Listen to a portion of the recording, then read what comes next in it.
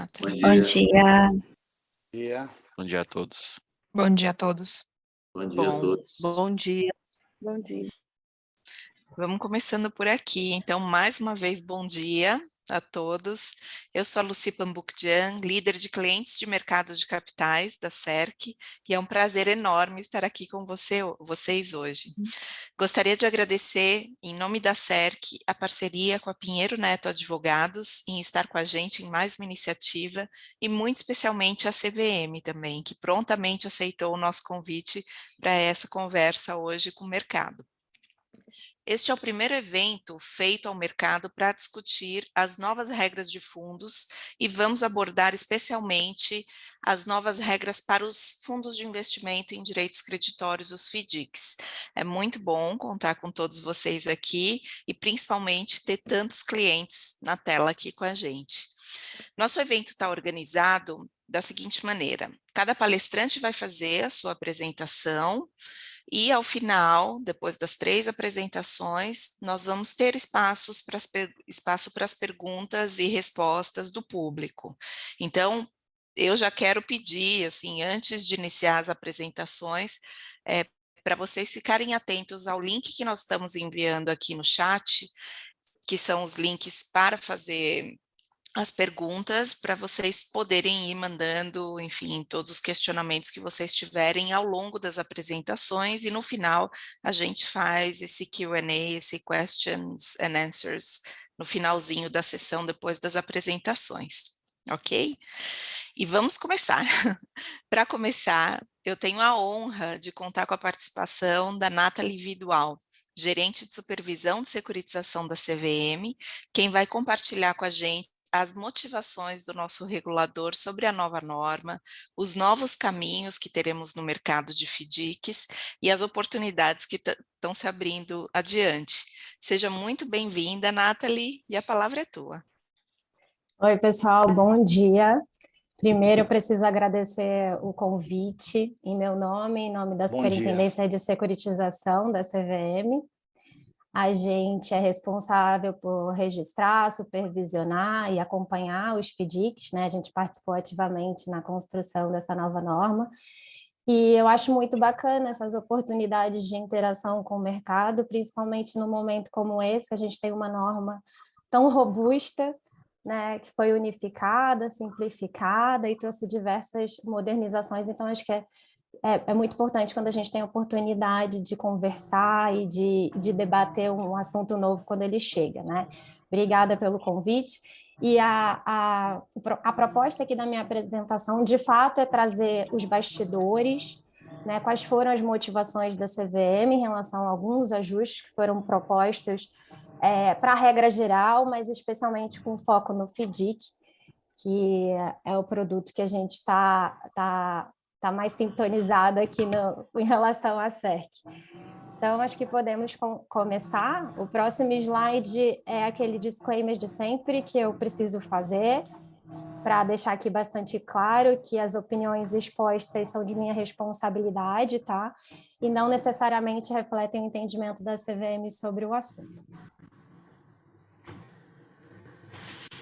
Bom, antes de entrar no FDIC, né, nos aprimoramentos e na modernização da regra do FDIC, eu acho importante a gente dar um passo atrás, assim, brevemente, para explicar o contexto que motivou a revisão da regra para a indústria de fundos como um todo, e o FDIC acabou entrando também na mesma audiência pública, tá? Então, a gente teve 3 motivadores principais para fazer essa revisão normativa ampla, né? Foi um trabalho de muito estudo, de muita dedicação, de muitas horas de trabalho, que por parte de diversas pessoas envolvidas em diferentes superintendências da CVM, inclusive do colegiado. Então, a gente já tinha aqui um projeto de consolidar os normativos, a gente percebe, principalmente na indústria de fundos, né, com diversas categorias, a gente tem diferentes normativos para tratar de categorias de fundos diferentes, e a gente já tinha um projeto de simplificar, de unificar e de consolidar essas regras. Isso foi feito por meio de um decreto. Então, a gente já tinha esse trabalho para fazer. E depois foi editada a Lei da Liberdade Econômica, é uma nova disciplina formal, né? Ela reconheceu que os fundos de investimento são condomínios de natureza especial, né? E trouxe uma série de inovações, e a gente precisava incorporar essas inovações também para a indústria de fundos, tá? E outra questão que a gente levou em conta foi o estágio de desenvolvimento dessa própria indústria aqui no mercado doméstico.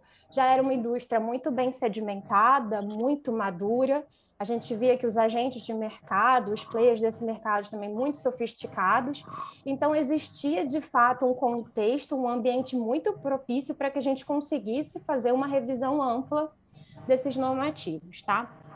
Então, assim, primeiro passo, a gente precisava introduzir as inovações da Lei da Liberdade Econômica na regra de fundos.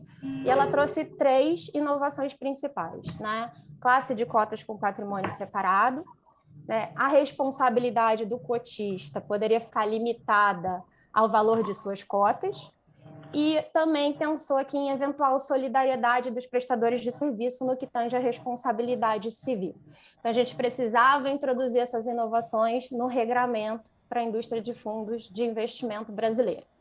Aí a gente fez toda uma modernização que buscou introduzir essas inovações, tá? Mas, ao mesmo tempo, a gente teve uma outra preocupação. A gente não queria que essas inovações não queria colocar essas inovações como sendo uma obrigação, tá? Capturando justamente o espírito liberal da própria Lei de Liberdade Econômica. Então, o que a gente pensou?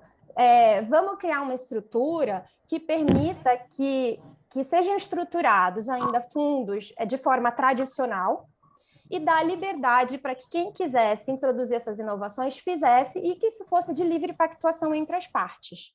Então, as duas coisas podem continuar existindo, estruturas mais tradicionais e estruturas inovativas para a colocação de produtos, né, de fundo de investimento. Então, isso foi uma preocupação importante que a gente teve, de não impor como sendo uma obrigação. Acho que pode passar, gente. E aí a gente aproveitou também para, inclusive, modernizar a nossa técnica de regulação, tá? Em que sentido? Novamente, pensando que a gente precisava ter uma regra consolidada e unificada, então a gente pensou na seguinte estrutura: vamos criar uma regra geral, como sendo uma regra mãe. Essa regra vai servir de norte para todas as categorias de fundo, e as questões específicas de cada categoria a gente trata por meio dos anexos normativos, tá? E no nosso entendimento, isso traria simplificação, né, que você consegue encontrar tudo de fundos dentro de um mesmo documento, e, por essa questão, também reduz custo de observância. Então, nesse sentido, que a gente fala que a gente também modernizou a nossa técnica de regulação, né? Hoje, o que a gente tem? Se precisar ser feito algum ajuste pontual em algum normativo específico, a gente vai ter sempre lá a regra mãe, a regra geral, servindo de norte. Isso traz mais segurança também, reduz custo de observância. E aí, entrando para o universo de FDIC, né, o que aconteceu? A gente já tinha um projeto antigo para aprimorar a Instrução 356, né, já era um processo, já era uma necessidade que a gente estava enxergando, né? A gente sabia que a 356 estava desatualizada em relação ao desenvolvimento do mercado de crédito, do mercado de securitização, porque ela foi escrita ainda no momento em que tinha um olhar muito do lastro de papel, né?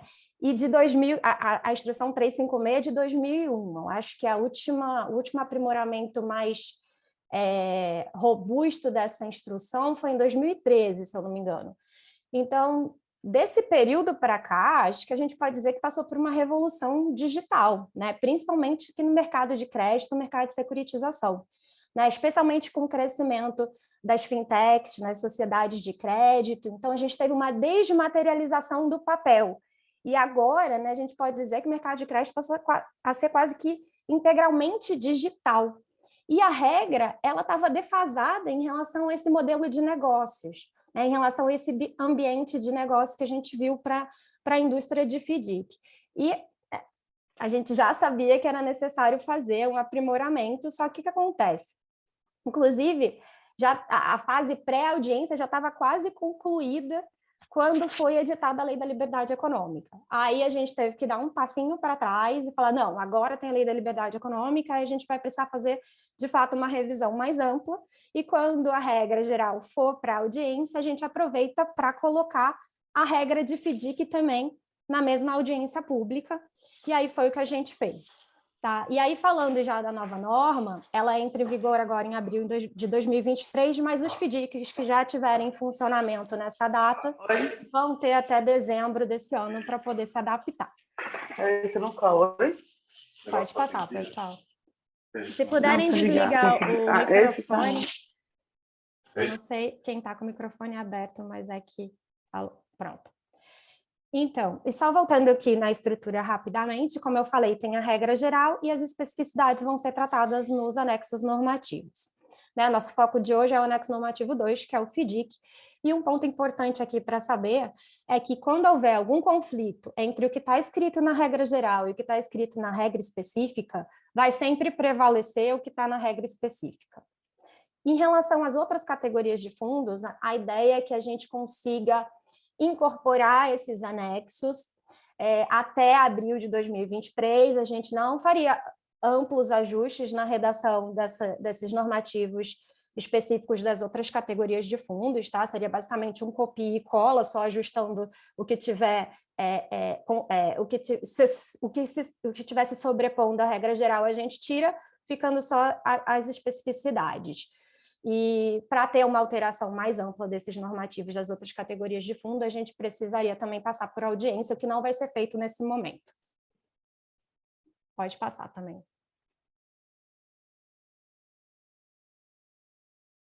Bom, e aí, falando um pouco rapidamente das inovações trazidas pela Lei da Liberdade Econômica, né, que eu acho que é importante pontuar, porque vai trazer modificações, estruturas inovativas relevantes para todas as categorias de fundo. Sobre a estrutura na forma de classes com patrimônio separado e subclasses, aí eu já puxei o gancho para o FDIC, porque ele tem algumas particularidades, né? Então, no FDIC, acho que é importante pontuar que a estrutura de subordinação ela vai ocorrer no nível da subclasse. Então, é na subclasse que a gente vai ter a sênior, a mezanino e a subordinada, tá? E essas subclasses, elas vão ser elementos dentro de uma classe de cotas, né? A classe de cotas pode ser aberta ou fechada, e na estrutura do FDIC a gente pode ter classes abertas ou fechadas coexistindo, tá? Outro ponto importante de mencionar é que para subclasse sênior e subclasse mezanino, das classes fechadas, a gente pode ter a emissão de séries. E essas séries seriam diferenciadas aí por 3 pontos, seriam prazo, amortização e índice de referência. Tá? Outra questão importante de mencionar é que no FDIC, diferente das outras categorias de fundo que está escrito lá na regra geral, é que para o FDIC, a subclasse ela pode ser diferenciada por direitos políticos e econômicos, né? Justamente porque é na subclasse que acontece a estrutura de subordinação. Então, por isso que para o FDIC esse aspecto ficou diferente, tá? Pode passar.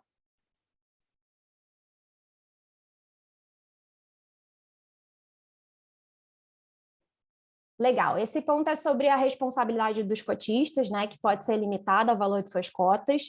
Eu acho que esse ponto é bastante importante porque a lei buscou dar uma proteção adicional para o investidor, né, que ele não perca, no caso de um patrimônio líquido negativo do fundo, ele não perca além daquilo que ele já investiu, né, não perca mais do que isso. Eu acho que, especialmente para o FDIC, dá um conforto adicional, porque a gente está flexibilizando a entrada do varejo, então essa inovação acaba sendo bastante relevante para esse produto no momento, tá? Então, a responsabilidade limitada também vai ser de livre pactuação entre as partes, como eu mencionei. Ela vai ser definida no regulamento, mais especificamente dentro dos anexos que vão tratar de cada uma das classes de cotas. Tá? Então, a gente pode ter classe com ou sem limitação de responsabilidade coexistindo dentro de um mesmo fundo. Né? E como é que a gente vai saber se a responsabilidade é limitada? A gente criou mecanismo de controle. Então, são 2 mecanismos. Você vai usar o sufixo responsabilidade limitada na denominação do fundo, né, quando isso for permitido, né, se houver a responsabilidade limitada, você usa o sufixo, e o cotista também assina um termo de ciência. E a possibilidade de limitação de responsabilidade, ela também foi atribuída a fundos que sejam exclusivos. Pode passar, pessoal.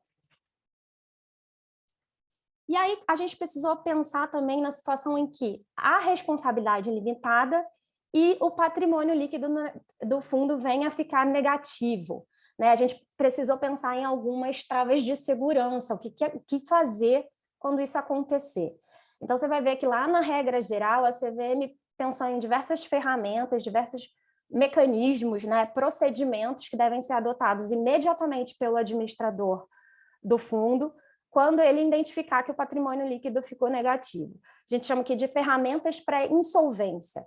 São mecanismos para que permita que não se chegue, não se evolua até um pedido de insolvência, que seria assim, a última medida a ser tomada. Então, inclusive, tem ali a proposta de criar um plano de resolução desse patrimônio líquido negativo, que vai ser aprovado pelos cotistas em assembleia. Então, acho que esse foi ferramentas adicionais de segurança para lidar com essa situação de patrimônio líquido negativo, que é bem importante quando se trata aqui desse contexto de responsabilidade limitada de cotista. Podemos passar? Pronto, e agora entrando no normativo de FDIC, acho que está todo mundo aguardando, eu pensei aqui em 3 pontos principais de alteração que a gente fez, tá? Primeiro, redistribuição das atividades entre prestadores de serviço, a gente teve uma modificação ampla em relação a isso. Segundo, empoderamento do varejo, que é a entrada do investidor, possibilitar a entrada do investidor de varejo nesse produto. E o terceiro ponto, que é ampliação de acesso às fintechs, está relacionado a uma questão de estruturas que anteriormente eram vedadas por ocorrer em situação de conflito de interesses, né, em que o cedente e o originador não poderia ser também prestador de serviço do fundo. E aí eu vou tratar mais para frente e explicar melhor as nuances dessa questão. Podemos passar, por favor. Bom, sobre a redistribuição de atividades entre os prestadores, né, o primeiro ponto que eu acho importante mencionar é que a gente tem uma figura nova, né, que seria a entidade registradora. E aí, primeira questão, né, como é que veio a minuta? Na minuta, a gente estava prevendo que 100% dos direitos creditórios deveriam ser registrados, né? Considerando todo esse contexto de evolução do modelo de negócio, mercado de crédito e securitização, né, a CVM entendeu que o registro era uma ferramenta adequada, né? Então, a gente pensou, não, vamos botar 100% de direitos creditórios sejam registrados. Naquela época, a gente estava com uma percepção de que as entidades registradoras elas já poderiam estar atuando de uma forma mais ampla, né? Integrada, sem problemas de interoperabilidade entre elas, né? Que os direitos creditórios estariam passíveis de registro, de fato. Mas aí, durante a audiência, a gente conversou com algumas entidades registradoras, com alguns gestores e administradores de fundo. A gente também teve muitos comentários e questionamentos no próprio processo de audiência pública, e a gente viu que, na prática, isso não seria possível, porque o momento, né, de mercado em relação às entidades registradoras ainda não estava plenamente operacional. Então, não daria para registrar 100% dos direitos creditórios na largada. Então, a gente precisou fazer uma revisão em relação a isso, né, com base nesses comentários, com base nessa percepção prática da atividade, e aí a gente encontrou uma solução de meio termo e que no longo prazo sequer vai precisar mexer na norma de novo em relação a isso. Então, agora, a solução é obrigatório registrar todos os direitos creditórios que sejam passíveis de registro, né? Que já haja ali a homologação por parte do Banco Central e que o sistema operacional por trás daquilo ali já esteja funcionando plenamente. Então, tudo que é passível é registrado agora. A ideia é que, ao longo do tempo, a gente consiga que 100% dos direitos creditórios sejam passíveis de registro, porque a CVM continua enxergando o registro como uma ferramenta adequada dentro da estruturação de FDIC. Então, quem contrata a entidade registradora é o administrador do fundo. Tá? Com a taxa de administração, ele vai pagar por esse serviço. Tá? Mas quem leva o lastro-registro é o gestor. Então, muito importante, o gestor vai manter sempre interação com a entidade registradora, tá? Justamente porque ele é responsável por levar o lastro-registro. E aí, no final do dia, eu acho que registradora, administrador e gestor vão acabar se comunicando muito, eles vão ter uma interação grande. Inclusive, a registradora acho que tem até um papel de ajudar também o gestor ali no instante da verificação do lastro. Qualquer inconsistência, ela deve reportar para o gestor, para o administrador do fundo. Podemos passar. Bom, o administrador, né? Então, como parte do pacote de inovações, a gente também teve um aumento do protagonismo do gestor. Então, nesse sentido, a gente tem administrador e gestor como prestadores de serviços essenciais do fundo. Isso serve para todas as categorias. Tá? No caso de FDIC, o gestor teve um protagonismo ainda mais aumentado. Tá? Eu vou falar depois, né, no próximo slide, porque ele acabou absorvendo parte da função do administrador e também parte da função do custodiante. Então, no FDIC, o que é esperado da atividade a ser desempenhada pelo administrador do fundo? Né? Ele vai ficar com a parte dos assuntos operacionais e de controle. Tá? Regulamento está sendo atendido, decisões em assembleia estão sendo cumpridas, é ele que é obrigado por fazer a divulgação das informações periódicas eventuais, registros contábeis, levantamento de DEFs, ele que faz toda essa parte. É o dia a dia do fundo. Tá? Ele também é responsável por contratar o custodiante, né, para pegar aquela carteira de direito creditório que não é passível de registro. Tá? Ele também contrata, como já mencionei, a registradora, então tanto custodiante quanto registradoras não podem ser partes relacionadas nem do gestor, nem do consultor especializado. Tá? E aí o administrador tem seu dever de diligência lá em relação a essas contratações terceirizadas que ele faz. Pode passar o slide, por favor. Em relação ao gestor, aí a gente vê um grande protagonismo aqui vindo em direção ao gestor, muito para poder conciliar, né, a norma com as práticas de mercado de fato, né, para que elas possam conversar. Então, agora, o gestor ele é responsável pela estruturação do fundo. A norma se preocupou em trazer uns exemplos do que se trata essa estruturação de fundo, né? Acho isso bem bacana, mas, assim, no geral, o gestor vai ser o responsável por colocar o fundo de pé. Né? Como ele está mais presente aqui na seleção dos créditos, na análise, na parte de avaliação, né? Ele que toma as decisões de investir e desinvestir dos ativos do fundo, então a estruturação do fundo vai ficar a cargo dele. Ele que vai pensar na estrutura de subordinação, né, na cascata de pagamentos, é ele que vai ter que fazer as estimativas de inadimplência. Quando a gente tinha 356, né, essas funções acabavam caindo no colo do administrador.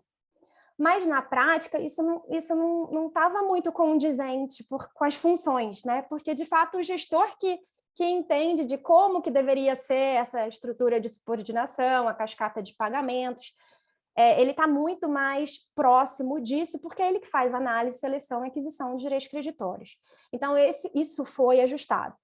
Ele também é responsável por executar agora a política de investimentos, ou seja, se os direitos creditórios estão sendo adquiridos dentro dos critérios de elegibilidade definidos, enfim. Isso também conversa muito bem com a atividade que ele tem que fazer de análise, seleção e aquisição de direitos creditórios, tá? Como eu já comentei, ele também leva esses direitos creditórios a registro, é ele que leva, ou então ele entrega para o custodiante. E outra função que ele absorveu e que veio do custodiante se refere à verificação do lastro, né? Se a integridade, a existência, enfim, todas as funções, né, em torno do lastro, é ele que vai fazer. Faz essa verificação integral ou por amostragem, e aí é uma parte legal, ele pode delegar isso também para a registradora, mas ele vai continuar tendo o dever de fiscalizar a função da registradora quando ele delega. tá? E ele também contrata outros prestadores, consultor especializado, agente de cobrança, e ele também é responsável pelos limites de composição e diversificação da carteira. Então, a gente vê que, de fato, o gestor vai ter uma função de protagonista mesmo dentro da estrutura de FDIC. Podemos passar? Olá, bom dia. Não sei se dá para ouvir. É Camila falando? Oi, Camila. Nós vamos fazer perguntas ao final do processo. Podemos esperar um pouquinho? Claro, pode sim. Obrigada, viu? Obrigada. A gente tem um link que está, desculpa, Nathalie, só para quem chegou depois, a gente tem um link que está aqui no chat do próprio Zoom, para vocês mandarem as perguntas, e no finalzinho a gente vai fazer as perguntas, tá bom? Obrigada. Tá, ok. Eu tentei entrar no chat aqui, estava fechado, mas obrigada, eu tentarei depois. Obrigada. Legal. E aqui, voltando para a apresentação, né, e a gente viu que o gestor absorveu parte do papel do administrador e também do custodiante. O custodiante teve o seu papel muito esvaziado, né, por conta disso. Na 356, a gente via que o custodiante tinha uma relevância, ele tinha um papel muito grande, né? Então, ele era a figura daquele grande banco que fazia, né, a verificação, a guarda do lastro, e agora isso não estava mais condizente com o modelo de negócio do mercado de crédito, mercado de securitização. A gente migrou essas funções para o gestor. E aí, o custodiante ficou com basicamente duas funções principais aqui que a gente pode dizer. Antes ele tinha um rol extenso de atribuições e agora acho que a gente pode reduzir a só duas. Acho que foi o principal aprimoramento dentro da regra de FDIC, que foi essa redistribuição, aumentando o protagonismo do gestor. E aí o custodiante fica só com a custódia dos direitos creditórios não passíveis de registro, e ele também é responsável pela verificação periódica do lastro, né, daqueles direitos creditórios substituídos e também dos vencidos e não pagos. Seria essa verificação periódica de lastro que ele está responsável. Podemos seguir, por favor. Pronto, e aqui a gente chega na segunda modernização, né, que tem sido bastante comentada também. A gente está recebendo ainda alguns questionamentos sobre a possibilidade de investidor de varejo ingressar nesse tipo de produto, né? E aí, qual foi a nossa motivação? Primeiro, a gente tem, como parte da nossa agenda, das nossas funções de regulador, né, o empoderamento do varejo. O que isso significa? Disponibilizar mais produtos para o público em geral. Mas em que sentido também, né? A gente poder disponibilizar mais produtos para que ele consiga diversificar seus investimentos também. E olhando para o FDIC, a gente viu que era um produto apto, né, para o investidor comum, investidor pessoa física, porque ele tem, de certa forma, contornos de renda fixa, né, especialmente considerando que para o varejo ele só pode entrar na cota sênior. Então, o FDIC, até em momentos de estresse de mercado, de mais volatilidade, a gente vê que ele sofre menos em termos de volatilidade. Pegando ali a pandemia, né, Covid-19 e tudo, o mercado acionário sofrendo bastante, várias classes de ativos sofrendo bastante, e o FDIC, em termos de pedido de resgate, praticamente a gente não teve nada muito crítico, né? Então, a gente pensou que seria um produto apto para a gente abrir para o varejo, mesmo porque a gente colocou alguns mecanismos de segurança, a gente se sente preparado para flexibilizar a entrada do varejo nesse produto. Tá? A gente queria fazer isso de forma muito cautelosa, de forma muito racional, tá? Com segurança. Então, a minuta da nova norma ela saiu com duas restrições principais, né? O cotista de varejo, o investidor de varejo só poderia entrar na cota sênior. E, além disso, a estrutura do fundo tinha que contar com uma subordinação com retenção substancial de riscos e benefícios. Tá? O que significa? É um nível de subordinação muito alta, porque o cedente é ele quem vai reter os riscos e benefícios dos direitos creditórios, ele nem poderia tirar essa carteira de crédito lá do seu balanço. Então, nem teria o que se chama o true sale, né, que é a essência do processo de securitização. E aí a gente recebeu também diversos comentários e questionamentos ali ao longo da audiência de que Na prática, esse nível de subordinação tão alto nem é tão usado. Então, se a gente exigisse isso, né, na prática, nem teria tantos produtos para serem disponibilizados para o varejo. Então, não fazia sentido manter essa restrição. Então, na regra final, a gente tirou a restrição. Então, o varejo pode entrar num FDIC que conta com uma estrutura de subordinação, mas pode ser com ou sem restrição substancial de riscos. Não tem mais a exigência de que seja com restrição substancial de riscos. A única exigência é que o varejo entre na cota sênior. Então, ele não pode entrar na cota mezanino e nem na cota subordinada. Tá? A gente entende que as cotas subordinadas, elas têm um nível de uma complexidade de risco-retorno, né, que ainda não está tão aderente ao perfil, ao nível de educação financeira média do investidor brasileiro, né? Então, ele só pode entrar na cota sênior, né? Se o FDIC for classe única de cotas, o varejo também pode entrar, porque na opção, né, regulatória que a gente fez, a classe única de cotas é equiparada à classe sênior, a cota sênior. Então, ele pode entrar também. E aí a gente pensou em mecanismos de segurança adicionais, né?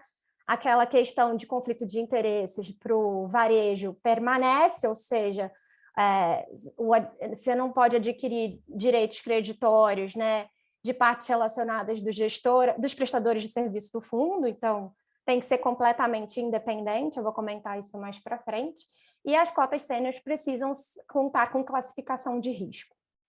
Então, com esses mecanismos de segurança e esses contornos de estruturação do produto, a gente se sentiu confortável para viabilizar e flexibilizar a entrada do varejo no FDIC.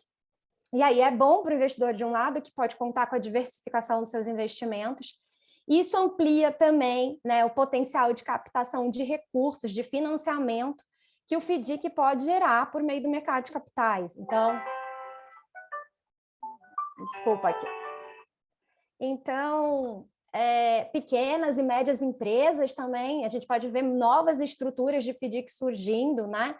Considerando essa ampliação de possibilidade de captação de recursos que o varejo vai introduzir, e ampliando a possibilidade de crédito para mais empresas e negócios. Podemos passar? Pronto, e o último ponto da flexibilização que eu gostaria de comentar está relacionado a conflitos de interesse e também era focada na mitigação do que a gente chama de originar para distribuir. Né? Então, o que a gente tinha na 356 e permanece ainda, mas agora com uma flexibilização?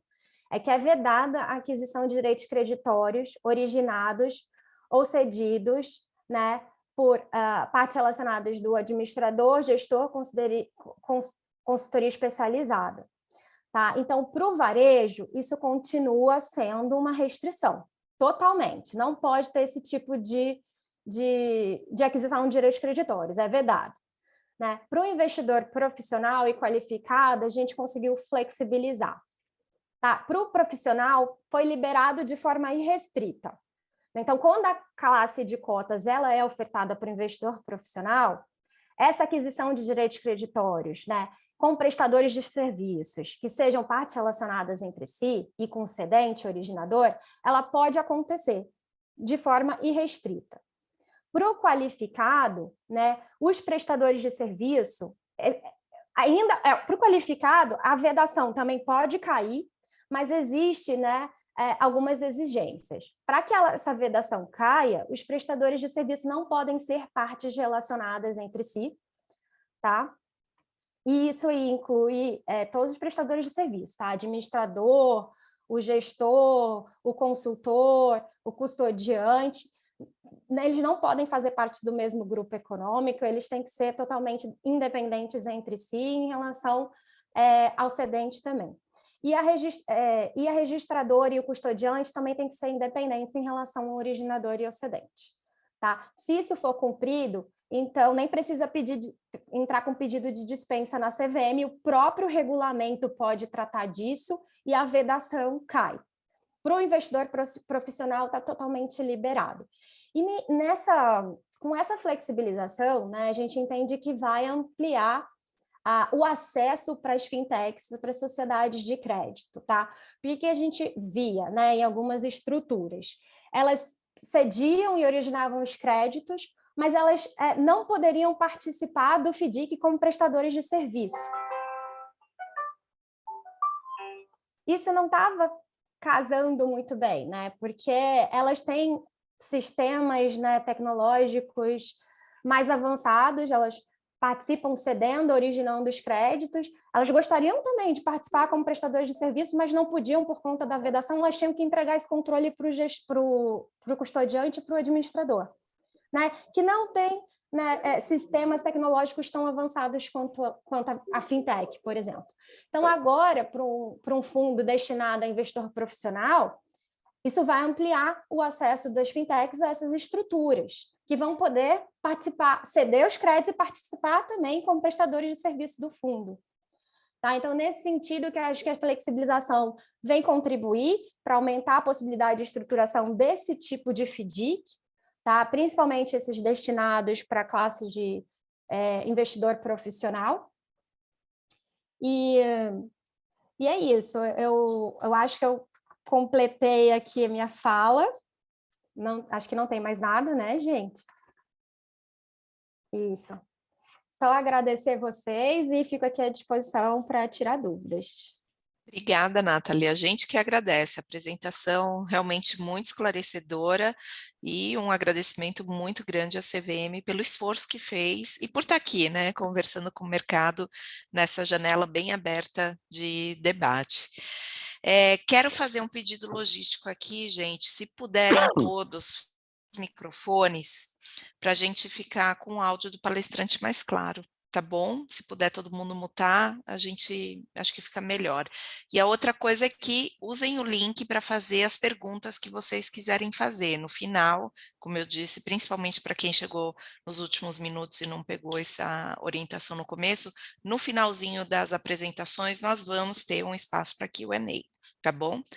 E agora eu convido o Henrico Bentivenha, sócio do Pinheiro Neto Advogados, nosso parceiro nesse evento, e que vai detalhar para nós a evolução regulatória e as implicações jurídicas que nós vamos ver para os FDICs. Palavra sua, Henrico. Obrigada. Obrigado a todos, bom dia. Deixa eu começar com um pedido de desculpas, que a minha voz não está muito boa. Não sei se é uma gripe que está chegando ou algo parecido, então se eu tossir no meio da apresentação, já peço desculpas aqui, tá? E pode mudar aqui a página? Pode ir para o próximo? Vou tentar fazer uma apresentação bem objetiva, pessoal, mais em complementação à excelente apresentação da Nathalie, que trouxe realmente todos os conceitos importantes aqui, né, que nortearam o regulador, né, nessa repaginação enfim, dos fundos, né. Então, a minha ideia aqui é selecionar alguns artigos. Claro, a gente podia ficar aqui 3 horas falando das mudanças, dos benefícios e tudo mais, mas combinei com a Nathalie que ela ia fazer essa parte geral, que ela explicou muito bem, e eu ia selecionar alguns artigos que, com base um pouco na nossa experiência, né, dos casos concretos com os clientes, possam ser dignos de nota nesse momento, e ao mesmo tempo sem tomar muito do tempo de todos aqui, que eu sei que é precioso, ainda mais numa sexta-feira, né? E pegando só um comentário da Nathalie, que eu acho super importante, tem muita gente aqui que eu estou vendo do mercado, né? Essa questão da limitação de responsabilidade do cotista é super importante mesmo. Acho que eu não consigo contar as vezes que eu tive dificuldade de explicar para o investidor estrangeiro como é que um fundo de investimento no Brasil não tem limitação de responsabilidade, né? Porque o investidor estrangeiro ele tem muita ideia do trust, né? Que é um conceito lá do direito anglo-saxão e de algumas outros veículos, né? Que eles criam realmente, conseguem ter uma limitação de responsabilidade, né? Então, aqui primeiro que eles não entendem direito o que é um condomínio, né? Para ele essa palavra é uma coisa estranha. A gente costuma dizer, é alguma coisa parecida com trust, só que a responsabilidade é ilimitada, né, em tese, né? Então eles ficavam um pouco preocupados quando a gente explicava isso, e acho que a lei da liberdade econômica, né, veio muito bem, né? A lei que alterou o Código Civil, né? Nesse aspecto. E aí agora a CVM emitindo essa regulamentação que vai recepcionar a partir de abril, né? Todo esse conceito vai ser muito bom. Vai ser mais fácil vender, Nathalie, os fundos para investidor estrangeiro. Então, quem sabe isso atraia mais investimento por esse aspecto que parece trivial, mas não é. É realmente muito importante, né?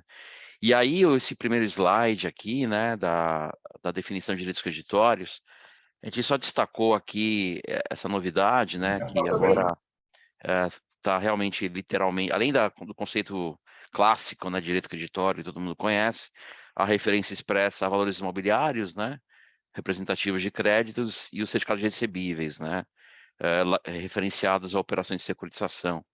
Então, é uma coisa interessante, né, porque tinha um pouco de dúvida antes, né, será que o FDIC pode subscrever um valor mobiliário ofertado publicamente, né, uma debenture?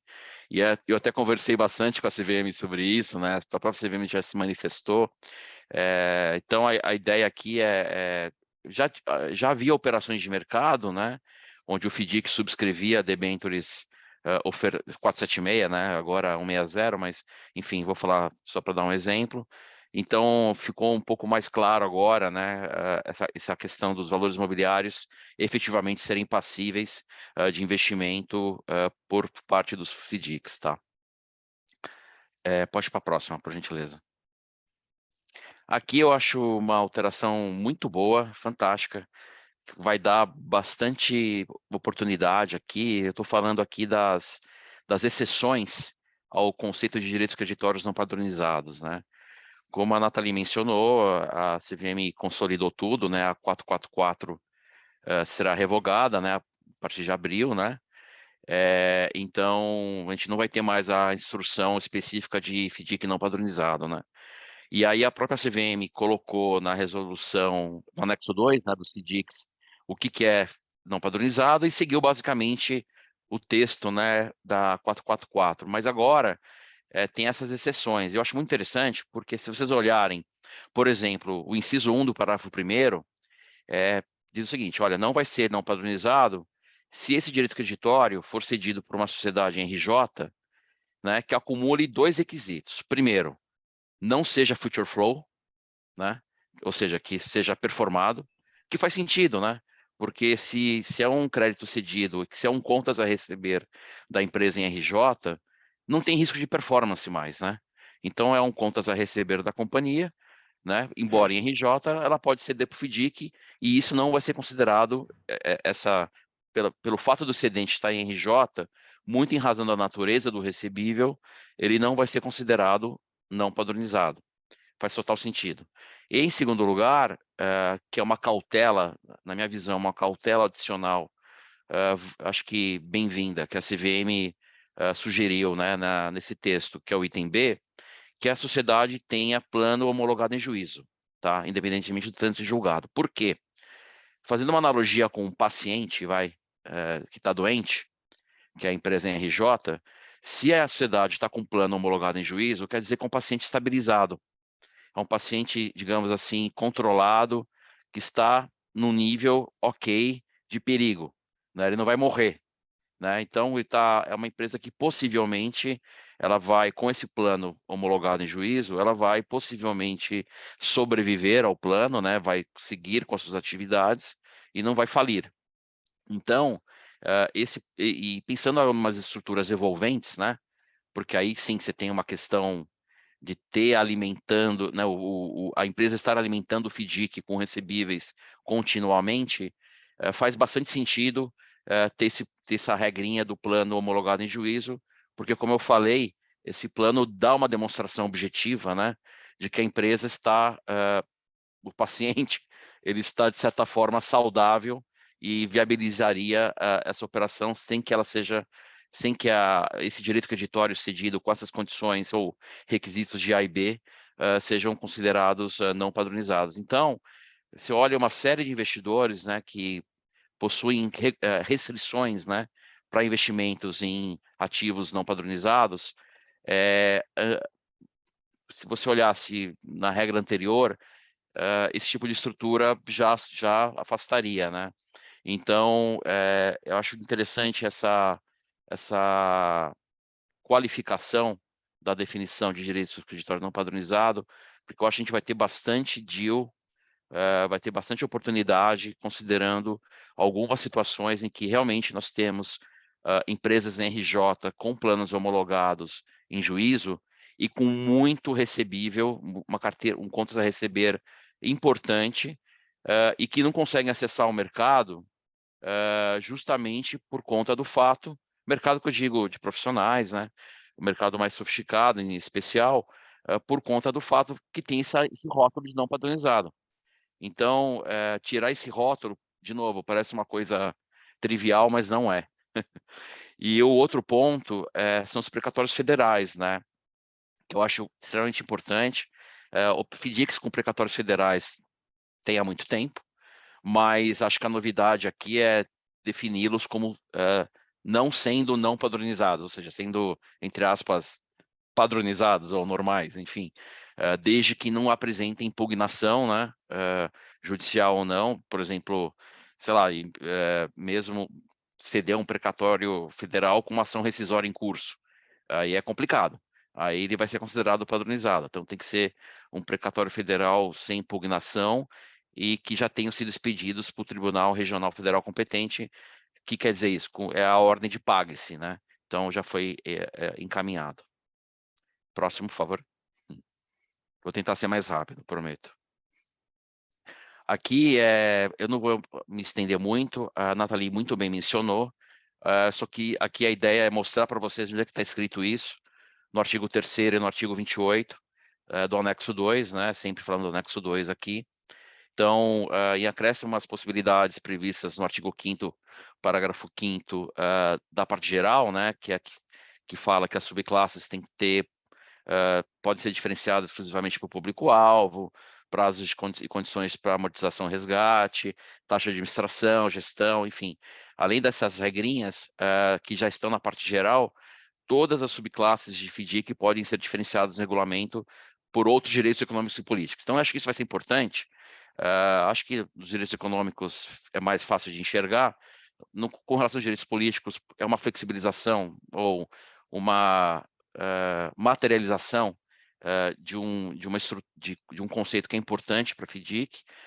Você vai ter quórums qualificados para algumas situações que pode ser interessante que tenham esses quórums qualificados. Por exemplo, vamos liquidar uma classe, vamos decidir pela liquidação da classe, né? Então vamos colocar um quórum bem alto, porque a gente não quer que 2, 3 sêniores que estejam insatisfeitos forcem a liquidação da classe. Então vamos colocar um quórum mais alto para que tenhamos mais alinhamento entre os investidores sêniores, por exemplo, nesse meu exemplo, para fazer a liquidação da classe e assim por diante.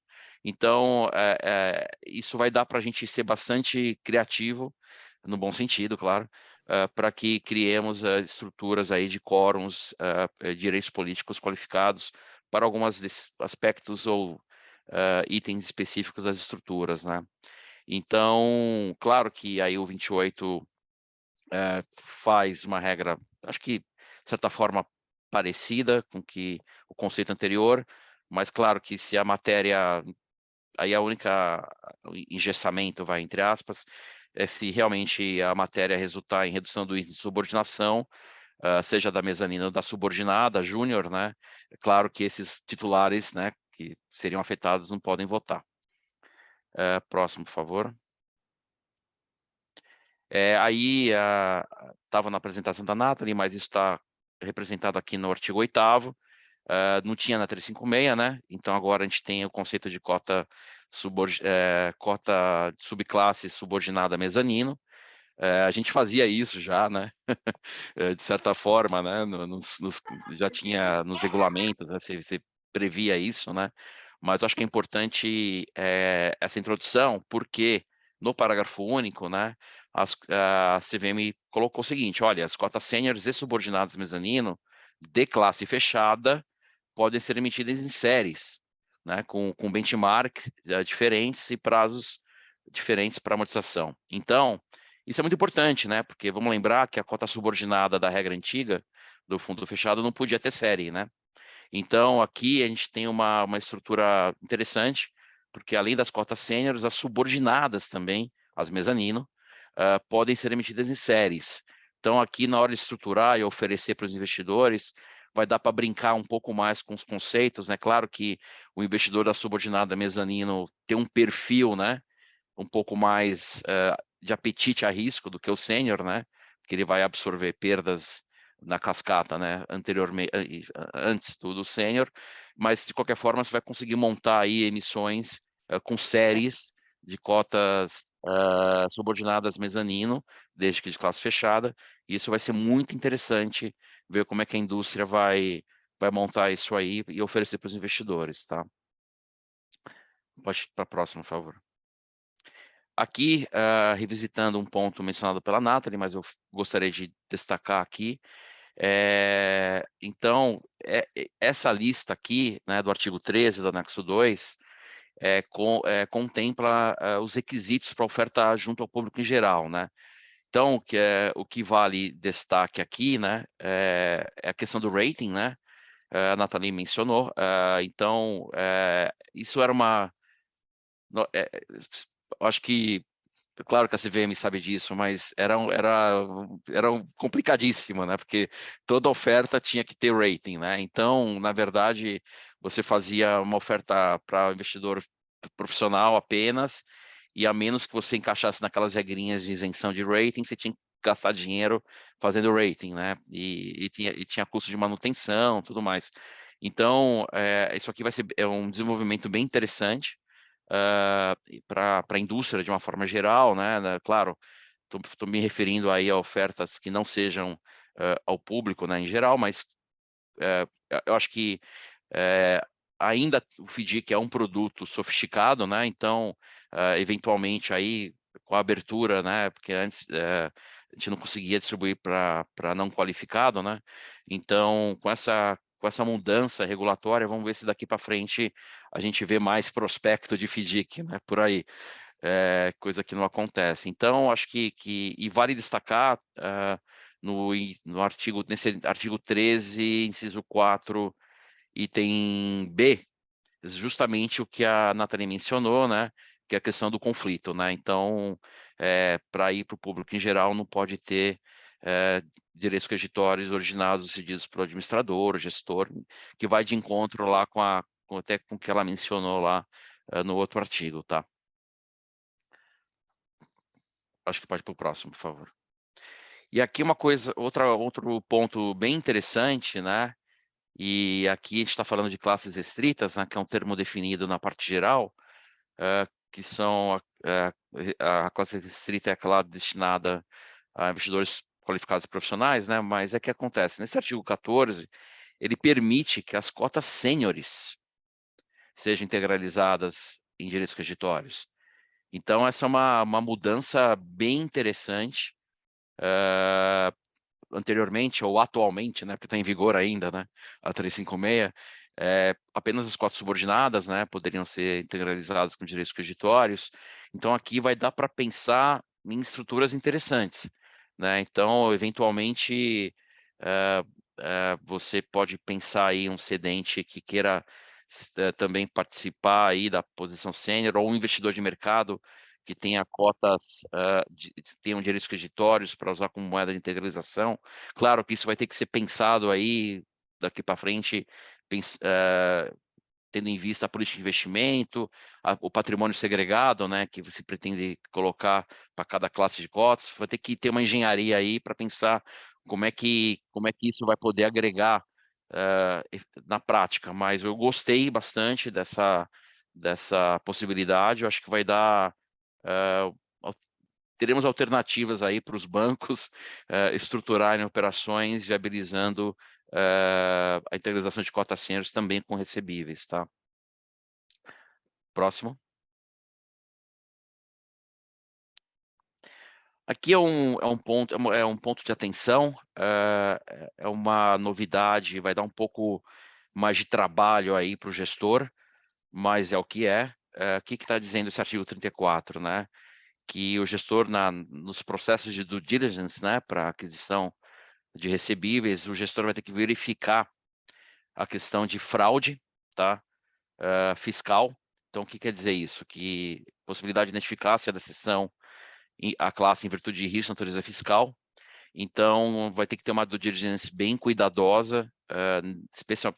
Sempre tem, né? Claro, mas a CVM deu destaque a esse ponto, acho que por razões aí, por experiências, né, Nathalie, pretéritas aí, que não foram muito boas.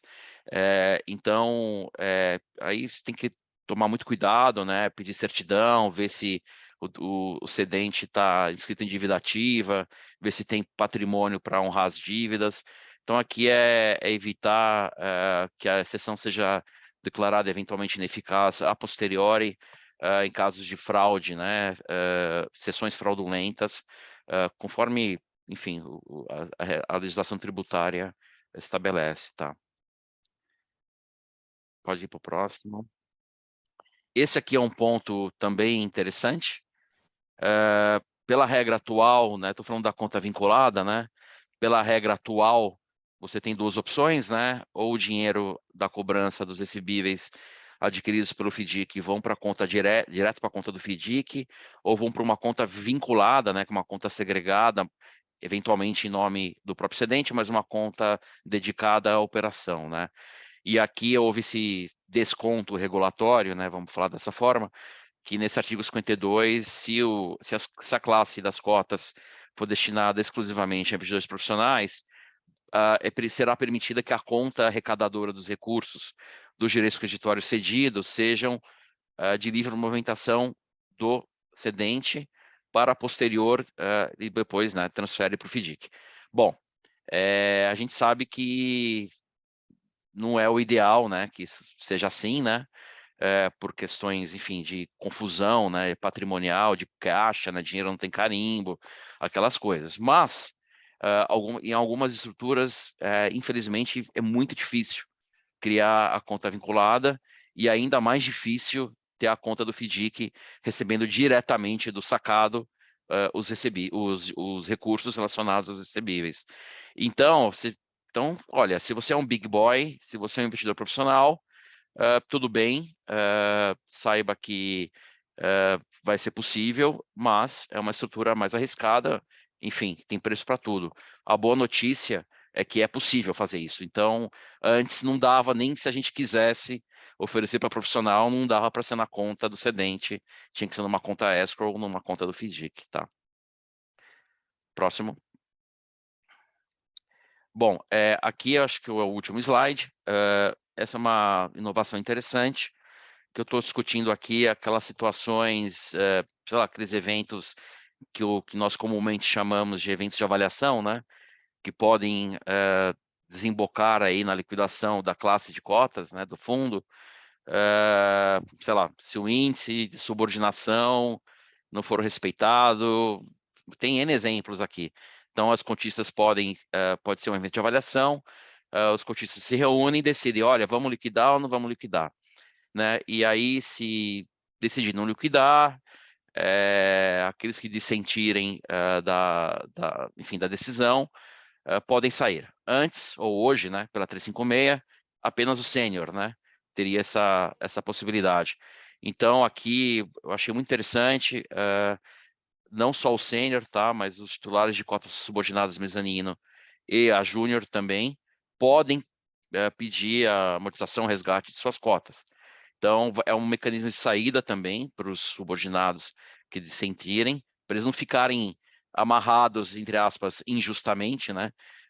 Porque o sênior sai, eles ficam com a brocha na mão, né? Então, acho que a ideia aí é dar um pouco mais de flexibilidade, claro que desde que o índice de subordinação não seja comprometido. Então, em condições normais, né? Claro que se o sênior sair, reduz PL, né? Se reduz PL, reduz índice. É claro que a chance do subordinado sair também existe. Alô? Mas se houver uma... Opa, Oi, tudo bem? Juliana, por favor, isso. Obrigada. acho que fechou. Então, para fechar esse ponto aqui, eu acho que uma inovação interessante, dá um pouco mais de liquidez, né, digamos assim, para o subordinado mezanino e para o subordinado júnior, nessas situações um pouco mais limítrofes, né? Onde tem essa discussão aí que sempre dá briga, né? Sempre dá problema. Quando você tem um evento de avaliação e o pessoal resolve continuar com o fundo e, enfim, e alguém discorda, né? Acho que é isso. Acho que o próximo slide vai falar conclusão, se não me engano. É isso mesmo. Pode tirar, isso aí não interessa. Então, acho que como conclusão, acho que foi uma evolução muito interessante, eu acho, que tem uma série de... Claro que a legislação é nova, né? Saiu no dia 23 de setembro, tem muita coisa para digerir, né? Quando a gente pensar aí ir para a prancheta, né? Com os clientes, né? Com os originadores, com os bancos, enfim, prestadores de serviços, para pensar aí em estruturas para tornar o produto mais atraente, não só para o mercado de varejo, mas também para os próprios investidores qualificados e profissionais e estrangeiros, né? Eu acho que esperemos aí que tenhamos investimento especialmente em razão dessas novas alterações aí em virtude da Lei da Liberdade Econômica, se teremos mais investidores estrangeiros interessados nesse tipo de veículo, que é o veículo de escolha, né? Dificilmente quando o investidor estrangeiro, quando quer comprar carteira de recebíveis, ele monta uma sociedade, uma limitada, mas se ele vai para o FDIC, né, que tem questões tributárias também que são atraentes. Então, quanto mais envolvido for esse veículo, melhor, claro, mais flexibilidade, melhor, claro, para o investidor. Então, acho que é isso. Desculpe se eu me alonguei demais. Não, foi fantástico. Obrigada, Henrico. A gente não percebeu a rouquidão, a voz, foi realmente muito bom. Que bom. E muito obrigado, Pinheiro Neto, por estar aqui com a gente e ajudar nessa difusão para o mercado. E para fechar a rodada de apresentações, eu gostaria de convidar o Felipe Bussinger, nosso diretor de produtos aqui da SERC, para falar sobre os impactos e os benefícios que a nova regra traz para o mercado e como a SERC pode ajudar vocês nesse processo todo. É com você, Felipe. Obrigado, Lu. Em nome da SERC aqui, eu quero agradecer a presença de todos, né, a participação aqui no nosso fórum e os ótimos esclarecimentos que a gente teve aqui com a Nathalie e com o Henrico, em nome da CVM e do Pinheiro Neto, né.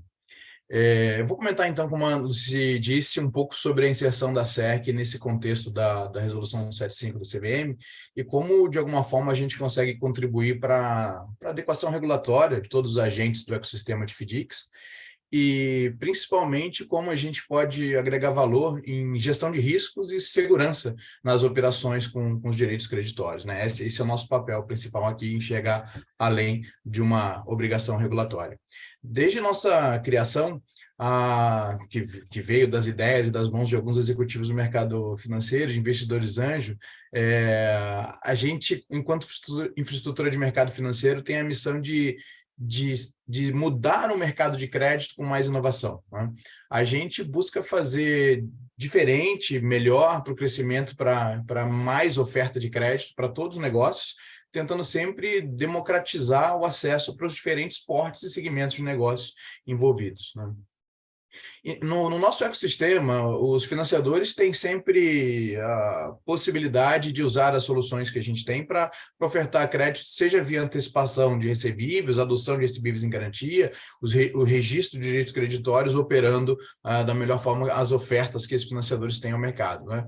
Nós somos, então, uma infraestrutura autorizada por reguladores para alguns valores imobiliários, ativos específicos, como vocês estão vendo, Banco Central e SUSEP, né, no caso de seguros, e uma infraestrutura de mercado como nós somos, ela cumpre esse papel, assim como bolsas e clearing houses ao redor do mundo cumprem para transparência, segurança e bom funcionamento do mercado financeiro, né? Em dezembro, a gente tem o prazer de dizer que assumiu a marca de mais de 1 trilhão em recebíveis registrados aqui com a gente, e a nossa operação diária, ela equivale a mais de 10 vezes a quantidade de transações de Pix registradas no Brasil. Isso, curiosamente, nos torna o maior usuário de Google Cloud da América Latina, né? Provando mais uma vez que essa nossa vocação para soluções inovadoras, né, a exemplo dessa adoção do armazenamento e processamento em nuvem com toda essa abrangência. Pode passar, por gentileza, Mari? Eu acho que nossos colegas destrincharam aqui melhor do que eu poderia fazer a regulação, evidentemente, né? Mas eu gostaria de trazer aqui uma visão resumida de como nós enxergamos a oportunidade para todo o mercado e de que forma a gente consegue facilitar essas mudanças para todo mundo, né? Eu acho que um primeiro grande benefício na captação de recursos é, de fato, a facilitação para distribuir as cotas a investidores não qualificados, né? Aqui a gente tem um potencial para aumentar o mercado como um todo, né? É exatamente parte da missão que eu comentei para vocês. Então, os diferentes atores do ecossistema fiduciário têm aqui uma chance, uma oportunidade grande nas mãos, né? Esse funding reforçado, ele ganha ainda mais tração quanto mais seguros os investidores se sentirem, né? E quanto mais mecanismos de avaliação e monitoramento os gestores tiverem, os administradores, os prestadores de serviço, todos os atores envolvidos, né? E quanto as registradoras puderem oferecer para todos eles, né? Por isso que aqui a importância de entender o registro não como uma mera obrigação regulatória, como falei agora há pouco, mas principalmente como uma medida que possa conferir mais credibilidade e um caminho para operações com créditos cada vez mais, as operações cada vez mais seguras e, consequentemente, promovendo esse crescimento que é o desejo de todos, né? Novamente, eu já mencionei, mas os gestores passam a ser os agentes, nós já mencionamos aqui, mas os gestores passando a ser os agentes de registro, né, responsáveis pelo cumprimento dessa obrigação, ainda que aqui com a gente, na SEC, diferentes atores ainda podem ser os integrados, né, os conectados com a gente, para efetivar esses registros em si. Mais para frente eu vou comentar um pouquinho mais isso, né, como funcionaria, mas, de fato, a obrigação pertence aos gestores, mas a gente consegue ter a facilidade para N atores diferentes conectarem conosco e realizarem esse registro, né? A SERC, enquanto registradora, ela tem a condição de avaliar a unicidade dos ativos, trazendo aqui essa confiança que as operações de crédito alcancem recebíveis, lastros, valores existentes e disponíveis, né? E, assim, um grande diferencial é a possibilidade de a gente continuar fazendo essa avaliação dos lastros, a avaliação desses valores e ativos, monitorando o ciclo de vida desses ao longo do tempo, né? Caso aconteçam reduções, cancelamentos, descontos, e evitando, assim, até fraudes como sempre ocorreram no mercado e que, de alguma forma, a gente tem até acompanhado recentemente no mercado de recebíveis.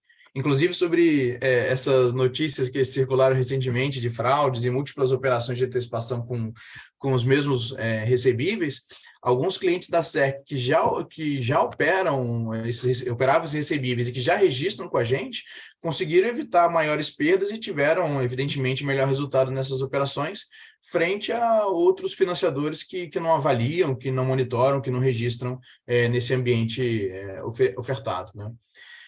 E para esse diferencial, ele alcança até um potencial máximo quando a gente consegue operar para diferentes recebíveis, valores ativos, né? A gente opera com duplicatas, com CCBs, com recebíveis imobiliários do agro, tantos outros que podem ser registrados aqui com a gente, atendendo a regulação e, de novo, garantindo esses benefícios que eu citei agora há pouco, né? Da segurança, transparência, a unicidade desses ativos, né? Desses valores.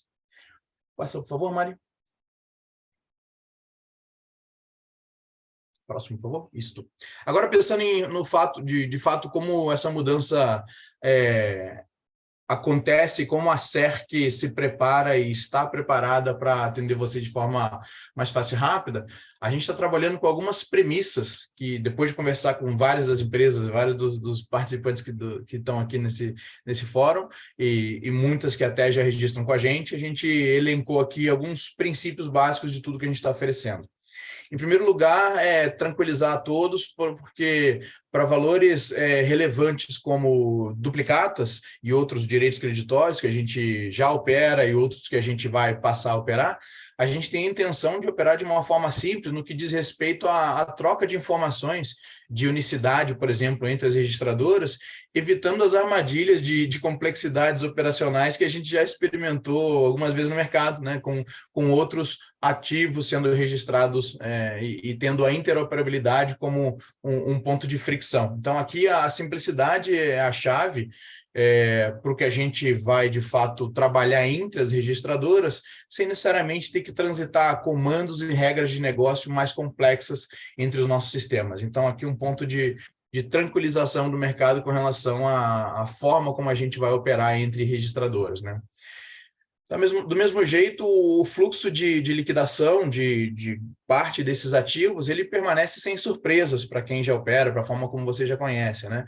A gente pode ter essa liquidação acontecendo, em alguns casos, através das contas vinculadas, que já é de conhecimento de todos aqui, né? Como um exemplo para alguns dos valores e ativos que a gente registra, né? Um terceiro ponto que a gente se preocupa bastante é a facilidade da integração em si, né? A adoção dos nossos sistemas pelos atores que vão se conectar conosco, né? Acho que seria muito inconveniente se um mesmo agente, gestor, fundo, administrador, prestador, se ele precisasse passar por diferentes processos de implantação tecnológica antes de conseguir registrar e operar conosco, né? Então, o time de produtos aqui da SERC vem trabalhando desde do dia 23 de dezembro, quando a gente teve ciência aqui da resolução, para construir, de fato, um canal, um layout, um mecanismo unificado de comando dos direitos creditórios, dos registros que deverão ser feitos, independentemente da natureza, do tipo, dos valores dos direitos creditórios, né? Então, aqui o recado deixa com a gente o esforço de tradução, os deparas, e para vocês poderem ter a segurança e trabalharem, de fato, colocarem esforço na geração de negócios, né? Então, acho que esse é um recado importante também, a forma como a gente se preparou para isso. E como eu citei antes, embora o gestor tenha passado a ser o responsável pelo registro, aqui na SERC a gente continua tendo diferentes formatos e indicações e autorizações jurídicas para que a gente possa se conectar a qualquer um desses atores, né? Na prática, gestores, administradores, prestadores de serviço, integradores, desde com a devida anuência, com a devida responsabilização, diferentes atores podem estar conectados conosco e, de fato, registrar, né? Cumprindo, então, essa obrigação legal e gozando desses benefícios que a gente tem a oferecer, né? Por último, aqui um recado importantíssimo, eu também imagino que de sobressalto para vocês, é que a gente está preparando uma condição especial de tarifação, que para todo o mercado, com toda a isonomia que é necessária, que vai levar em consideração volumes operados pelos fundos, né? Isso considerando diferentes lastros, diferentes valores imobiliários, direitos creditórios, para que a gente tenha uma tarifação justa e que permita o cumprimento da obrigação regulatória que a gente tem em mãos, mas sem, com isso, pesar em custos, né? Sem ser, de fato, um elemento de fricção também para vocês, né? Então, isso... considerando também que o serviço de registro deve sempre agregar valor, como eu venho dizendo, né? Muito mais do que só o regulatório, e assim sendo, consequentemente, um produto bom por um preço compatível, né? Um produto ótimo por um preço compatível com o que vocês esperam e que faça sentido para o mercado, né? Repetindo aqui, né, nós somos a única registradora que possui um portfólio completo, né, de avaliação, monitoramento e relatórios de lastros para gestores em diferentes direitos creditórios, e oferecendo também uma experiência única da mesma forma para os nossos clientes, né? Aqui não se trata de mero declaratório, de registro declaratório. A gente tem na avaliação e no monitoramento dos diferentes lastros e recebíveis, com relatório desses lastros disponibilizado para os atores, a exemplo de duplicatas e recebíveis do agro, o formato que a gente entende como sendo o que traz a segurança e traz toda essa agregação de valor que a gente vem comentando, né? Então, essa expertise única em recebíveis que nos credencia a trazer essa segurança e a unicidade dos valores com os nossos processos de avaliação e monitoramento. Por favor, Mari.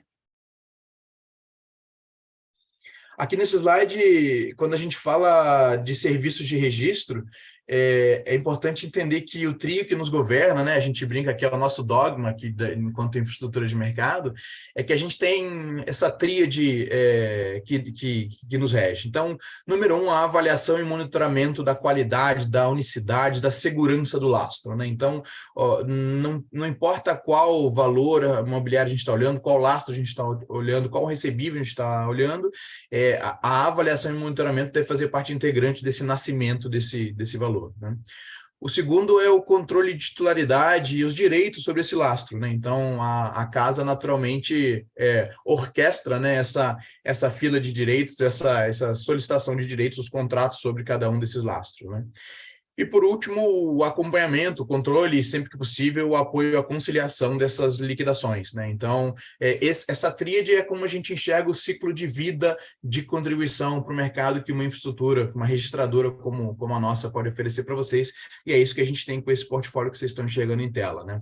Esses serviços, como eu mencionei, eles cruzam com esses diferentes lastros recebíveis que estão disponíveis, né, para uma variedade grande de direitos creditórios, né, cartões, recebíveis mercantis e serviços, né, duplicatas, valores imobiliários, o mundo do agro, né, todas as cédulas do mundo do agro, o mundo do imobiliário e tantos outros que já estão operacionais ou em desenvolvimento aqui para a gente ter a amplitude maior desse portfólio para vocês, né.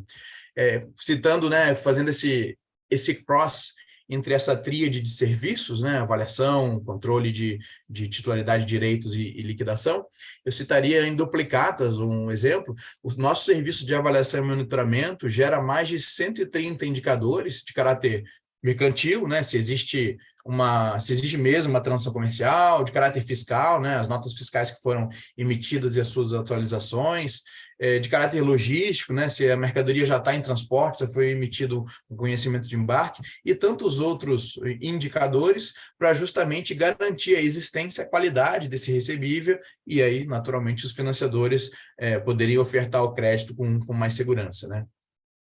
Uma vez que esse recebível, né, esse lastro esteja registrado conosco, os contratos que vão aparecer sobre essas duplicatas, sendo como garantia ou sendo descontados, antecipados para os clientes, a gente naturalmente controla o direito, né, do novo titular ou do beneficiário desse direito creditório até a liquidação desses recebíveis, a liquidação dessas duplicatas, nesse meu exemplo, né? O mesmo vale para todos os valores e lastros registrados que vocês estão vendo aqui em tela, né? Registrados, escriturados, depositados, no caso de valores imobiliários e ativos financeiros, aqui na CERC. E como vocês podem ver, diferentes valores e ativos têm sido também construídos e colocados aqui. Alguns em breve vão estar disponíveis para vocês, alguns fazendo parte até da fala aqui do Henrico agora há pouco, né? A gente tem também algumas ofertas de valor adicionais que vão desde a gestão da suficiência de garantias e de lastros, que são os nossos serviços de gestão de colaterais, como vocês podem ver aqui nesse segundo item desse bloquinho de baixo, de oferta de valor, né?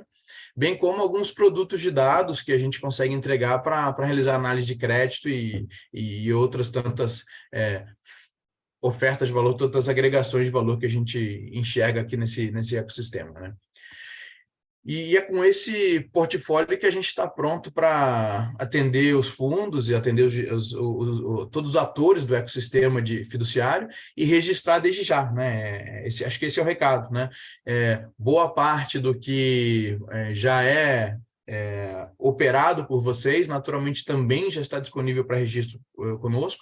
Aqueles que ainda não estiverem, aqueles valores imobiliários, aqueles lastros que ainda a gente não estiver operando, os direitos creditórios que a gente não estiver operando, a gente está num esforço grande aqui de entender com vocês quais são as demandas, quais vocês gostariam que a gente lançasse com maior celeridade, e a gente pode ter esses canais já abertos com cada um de vocês. Os nossos officers e líderes aqui de relacionamento e desenvolvimento de negócio já estão acompanhando esse evento e imagino até em contato com muitos de vocês e à disposição para conversar com cada um, esclarecer dúvidas e apoiar aqui tanto com as demandas regulatórias e com a agregação de valor que é a nossa grande missão, né? Acho que é isso, é o recado que eu queria dar, né? Tranquilizá-los com relação à forma como a gente enxerga e vai propiciar esse serviço para vocês, e agradecer novamente aqui a todos os envolvidos e ficar à disposição para a nossa série de perguntas agora. Muito obrigada, Felipe. Muito obrigada pelas apresentações, por esse momento único que a gente tem de transformação no mercado de capitais brasileiro e por saber que a SERC, obviamente, está pronta para ajudar o mercado nesse processo.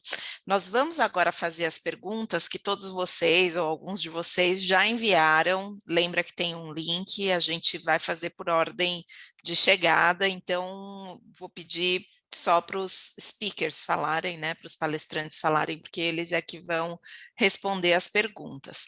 Vou começar com a CVM, Nathalie. A gente teve várias perguntas aqui, mas conseguimos consolidar um pouco os assuntos, e são duas, na verdade, que eu quero trazer. A primeira é, segundo o mercado, algumas pessoas, é uma complicação o fato de o custodiante não poder ser parte relacionada do gestor. E queriam saber qual é a percepção da CVM sobre isso. Respondendo essa, aí eu volto com a outra. Agora desmutou, né? Acho que deu certo. Legal. Obrigada pela pergunta, bastante interessante. Bom, a gente está no momento em que o custodiante ainda tem algumas funções, né? Ele ainda é responsável pela guarda do lastro, nas situações em que os direitos creditórios não podem ser levados, não são passíveis de registro, e também ele ainda faz, em algumas situações, a verificação do lastro. Né? Então, considerando esses aspectos e considerando que o gestor é ele que faz a seleção e a aquisição e a análise dos direitos creditórios que vão compor a carteira do FDIC, a gente entendeu, por uma questão de mitigação de riscos de conflitos de interesse, que o custodiante e o gestor fossem partes independentes entre si. Né? Ao longo do tempo, assim, médio e longo prazo, a gente espera que a gente consiga caminhar para 100% dos direitos creditórios, né, levados a registro. A gente vai ver, de fato, um esvaziamento quase que completo das funções do custodiante, então não seria um dificultador tão grande assim eles serem partes não relacionadas.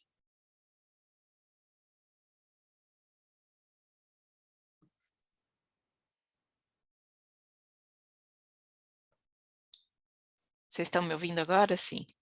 Muito bom. Obrigada, Nathalie. E a próxima pergunta é para a CVM ainda.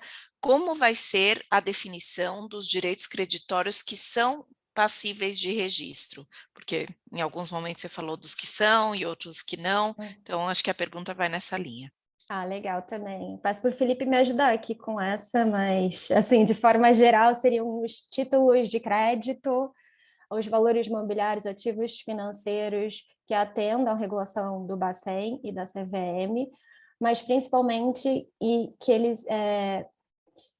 que o sistema de registro das entidades registradoras estejam plenamente funcionais e operacionais em relação ao registro desses direitos creditórios, né? Inclusive considerando o ambiente de interoperabilidade entre as registradoras. Então, o ingresso desse direito creditório nos sistemas das registradoras precisa estar plenamente funcional e operacional para que ele seja passível de registro. Felipe, por favor, me complementa aí nesse ponto, que é uma parte bastante atrelada à atividade de vocês, né? Claro, Nathalie. Acho que nesse primeiro momento o jeito mais fácil é, de fato, no relacionamento direto conosco, né? Então, com as registradoras em si, né? Elas que têm a capacidade de dizer o quanto a gente já tem de disponibilidade de ativos e valores imobiliários registrados. Talvez uma ação interessante seja, Nathalie, depois a gente divulgar isso ao mercado, né? Então, de uma forma centralizada, não sei se através de vocês ou através das próprias registradoras, comunicando de forma integrada o que a gente tem, né? Hoje, então, no curtíssimo prazo, eu diria, no relacionamento direto com as registradoras, vocês vão ter essa informação de forma mais efetiva e rápida.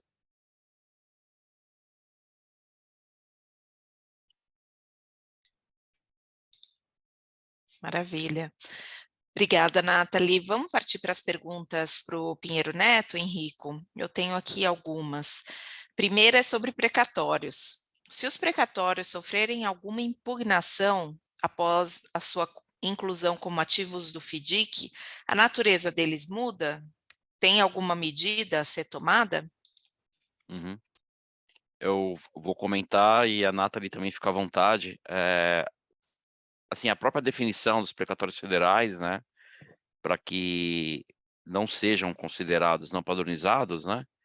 Então, repetindo, né, tem que ter dois elementos cumulativos, né? Não tem que ter nenhuma impugnação, judicial ou não, e já tem sido expedidos remetidos ao TRF, né, para pagamento. Então, é uma coisa, você só vai fazer essa análise no momento da aquisição, né? Não tem como fazer exercícios de futurologia, né? Então, se ele foi...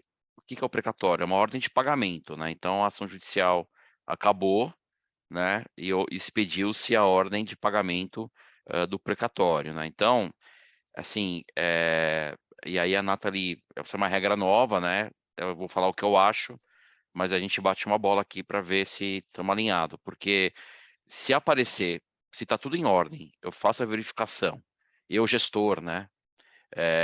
Faço a verificação, está tudo certo, não tem nenhum problema, e o recebível é adquirido pelo fundo, tá? E posteriormente, que pode acontecer, né? Aparece uma ação rescisória, porque a ação rescisória pode aparecer mesmo após o trânsito julgado. Então, é uma coisa que não se controla. Então, aí é como se fosse, entre aspas, sei lá, desenquadramento passivo, vai. Né? Exatamente isso que eu ia falar, desenquadramento passivo. Então não muda, não muda.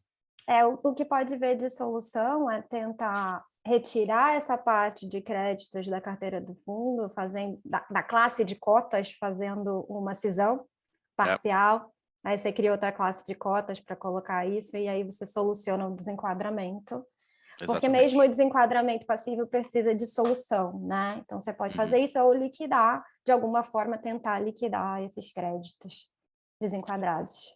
Isso. E tem até um artigo específico lá na parte geral, não, na parte específica do anexo 2, que cabe ao gestor, justamente no caso do precatório federal, contratar advogado, as expensas da classe, para defender os interesses da classe com relação àquele precatório. Então, se surgir algum problema, vai ser cuidado, né? Tem que acionar os procedimentos, exatamente.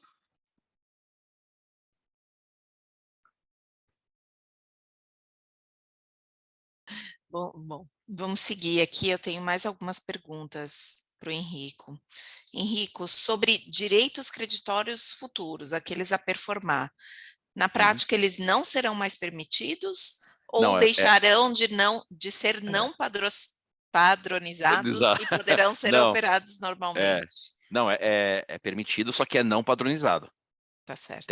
Tem um artigo específico que eu não coloquei, porque na apresentação, porque é o mesmo texto da 444, né, praticamente, que está agora, mas é um não padronizado, tá? E sendo assim, só o investidor profissional pode investir. Exato.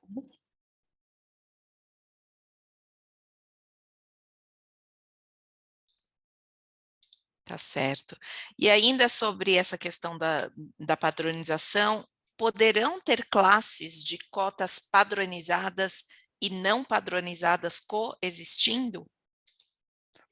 Boa pergunta. Não pensei nisso. Eu acho... O que você acha, Nathalie? Eu acho que a princípio não é proibido, mas tem aquela regra de não alterar o tratamento tributário, né, do fundo e tal. Mas acho que conceitualmente... Desde que não altere, sim. Exatamente. Mas acho que dá conceitualmente, né? Dá, conceitualmente não tem vedação. É o que eu acho também. Você vai destinar para públicos diferentes essa classe sim. de cotas, e a política de investimento dentro de cada uma delas vai seguir o seu propósito. Sei lá, a classe de recebíveis de venda de geladeira a prazo vai para o varejo, e a classe a outra classe de existência futura vai para o investidor profissional, isso. E aí, como eles são estruturas autônomas, a classe é estrutura autônoma, né? Tem CNPJ próprio, patrimônio segregado, eu vejo que isso permite que haja, que padronizado e não padronizado, classes diferentes coexistam dentro Sim. da mesma estrutura de fundo. Aliás, é até um ponto interessante para a gente reforçar, porque toda essa história de ter classes e subclasses, o que é isso na prática? Vários FDICs dentro de um FDIC. Exatamente. Então, o objetivo da CVM foi fazer escala, economia, né, Exatamente. de custos. Então, em vez de fazer um monte de FDIC, você faz um só com várias classes. Várias classes Então, diferentes. exatamente. Então, o grande goal aí é esse no final, né? É isso mesmo. E reduz custos de observância também no final do Também. dia, né? Perfeito.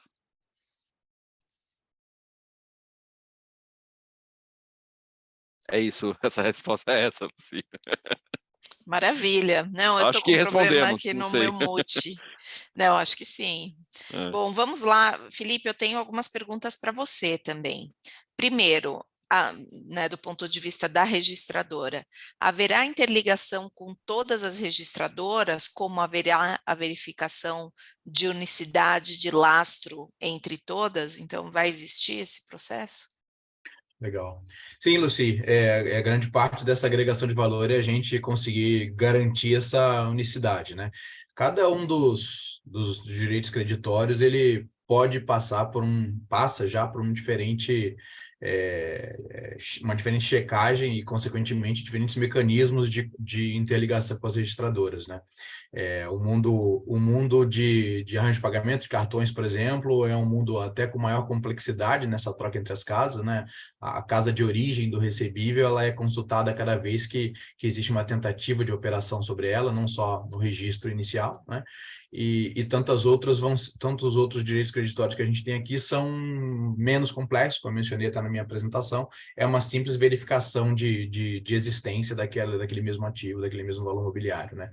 É importante que no ano passado também, um pouquinho antes da 175 aqui da CVM, foi também divulgada uma resolução do Banco Central, que é a 267, que regula exatamente a interoperabilidade entre as registradoras para diferentes direitos creditórios, ativos e tal. Então, essa é a norma que nos rege, então cada ativo ele vai seguindo esses determinados padrões, mas, de novo, a tentativa aqui é de simplicidade, né, para evitar as complexidades que a gente viu em outros momentos. Tá certo. Agora, não existe um processo de duplo comando para a cessão de ativos registrados? O processo engloba apenas o registro realizado pelo gestor ou o terceiro por ele indicado? Legal. Se a gente está falando, por exemplo, de um registro de um CCB, né? Não, a gente vai ter essa operação sendo realizada por esse ator, né? Existe sempre uma dúvida com relação a CCB, de quem é que faz esse registro, né? Se é a instituição financeira que de fato emitiu essa CCB, ou se na sequência o fundo que adquiriu, né? Que puxou essa cessão desse direito creditório, né? Essa discussão sempre entra num modo jurídico, né? A gente aqui na SERC tem a possibilidade da dupla, justamente desse duplo comando, né? Então, a cédula sendo registrada inicialmente pela instituição financeira, dando o registro dos lastros vinculados a ela, e, na sequência, o comando de cessão em favor do fundo que adquiriu a mesma, né? Então, sim, a gente tem a possibilidade de ter essa história inteira contada aqui na registradora. Maravilha. E se o FDIC depende de uma instituição financeira para a emissão do CCB, no processo da registradora, quem deve registrar a operação? Então, é exatamente o duplo comando que eu estava, a forma como eu estava mencionando, né? Então, a instituição financeira, ela, emissora do CCB, ela tem a responsabilidade de fazer esse registro, e da mesma forma que eu mencionei, ela pode delegar isso a um terceiro, né? Então, é possível ela ter um integrador, um prestador de serviço que faça o registro em nome dele, mas ele como beneficiário na instituição financeira, e na sequência, da mesma forma, o FDIC faz o comando de cessão, ou através do seu gestor, ou através do administrador, de novo nessa mesma lógica de delegando a uma conexão ativa aqui com a SERC. Então, os dois têm esse papel, Lucy. Tá certo. E tem mais uma pergunta aqui, Felipe. A norma fala sobre a obrigação de registro do que seria passível de registro. Neste contexto, quem pergunta gostaria de saber se a SERC está apta a registrar todos os direitos creditórios homologados pelo Banco Central e pela CVM. Legal. Nosso regulamento, a gente tem diferentes direitos creditórios que foram autorizados, sim, pelos órgãos reguladores. Nem todos esses direitos creditórios já estão com um sistema pleno, como a Nathalie citou, né, de integração, inclusive, com as outras registradoras, né? Vocês lembram até que eu mostrei aqui um slide em que mostrava o nosso portfólio, quais são aqueles já operantes, e alguns deles estavam em breve, né? Então, a resposta é autorizada a operar com a maioria esmagadora desses ativos, valores imobiliários, direitos creditórios, sim, a SERC está, e sistema full compliant, full funcionamento, nem todos eles, mas a gente naturalmente trabalhando aqui, como eu comentei, entendendo com o mercado quais são as urgências, quais são aqueles que interessam mais a gente correr para que a abrangência, porque esse portfólio seja cada vez maior, né? O convite é os mais relevantes, os maiores volumes operados, né, de direitos creditórios, hoje a gente já possui. Então, nessa troca, nesse relacionamento bilateral conosco, vocês já vão ter essa ciência completa, inclusive do roadmap de lançamento dos demais. Tá certo. Bom, acho que nós chegamos ao fim das perguntas. Primeira coisa que eu quero avisar para todo mundo é que a gravação do evento vai estar disponível, nos próximos dias a gente vai enviar para vocês. E quero aqui, acho que, sobretudo, agradecer mais uma vez a presença de todo mundo que está aqui com a gente, ao Henrico do Pinheiro Neto, que está aqui com a gente, a Nathalie da CVM, que foi excelente a participação de vocês, a apresentação, o esclarecimento que vocês trouxeram. No total, a gente teve quase 800 pessoas online hoje, para vocês verem como o mercado está empolgado, né, e interessado em fazer todas essas mudanças. E, para a gente, esse evento está abrindo o ano com chave de ouro e nos deu uma ótima visão de tudo que vem adiante, do que a gente precisava saber sobre a nova resolução e que passa a valer a partir de 3 de abril. No início da próxima semana, então, vocês vão receber a apresentação.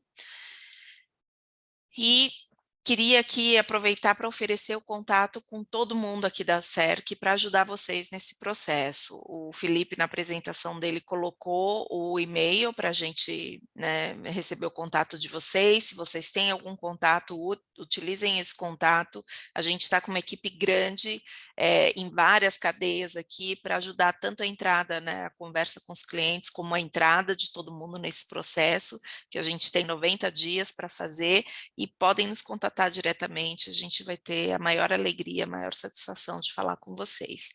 Contem com a SERC para trazermos ainda mais segurança para os fundos de investimento, para os FDICs e para expandir negócios, né, para o mercado inteiro com segurança em 2023. Com isso eu vou me despedindo. Obrigada e até o próximo evento. Tchau, tchau. Obrigada. Tchau, tchau. Obrigada. Tchau, tchau.